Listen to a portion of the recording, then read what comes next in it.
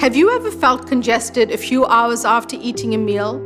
Or perhaps you start to feel anxious after your morning cup of coffee. What you may not realize is that what you eat can actually play a large role in how you feel, not just right after a meal, but even for hours or days afterwards.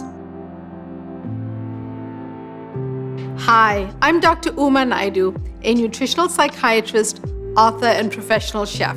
Today, I'm going to take you through a few common physical sensations that just might have something to do with what you're eating. While we may associate what we eat with how our stomachs feel, how our bodies process certain foods can actually play a role in symptoms that may seem unrelated to digestion. Paying attention to how you feel across all systems of the body after eating is helpful to guide how, what, and when we eat. I call this listening to your body intelligence. If it doesn't feel right, it probably isn't right for you. So what types of sensations should you look for, and what might be linked to food? A feeling of bloating has a list of more than 20 possible causes, many of which relate back to food.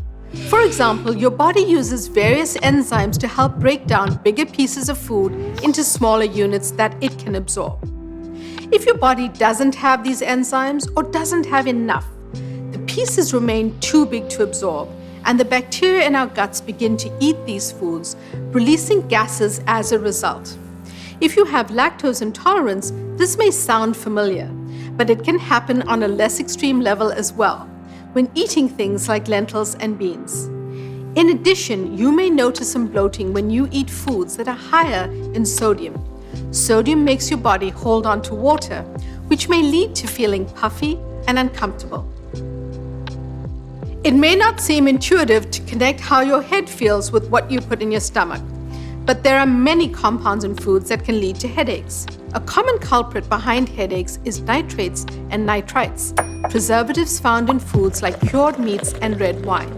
They are added to foods because they stop the growth of bacteria, add to the pink colors, and enhance the flavors.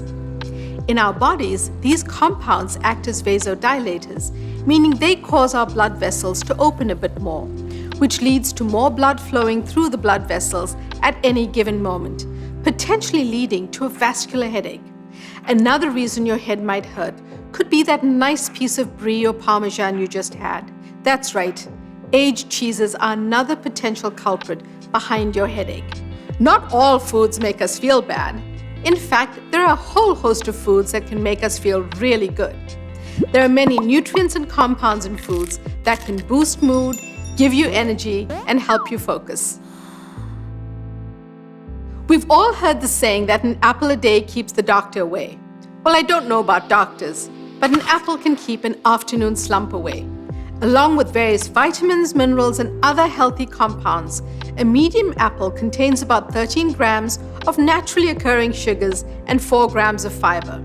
These sugars can elicit a similar energy boost as caffeine. While coffee has its merits, an apple won't cause the jitteriness, energy jolts, or crashes that are sometimes associated with caffeine intake. This is because the fiber in the apple slows down your body's ability to break down and metabolize that sugar.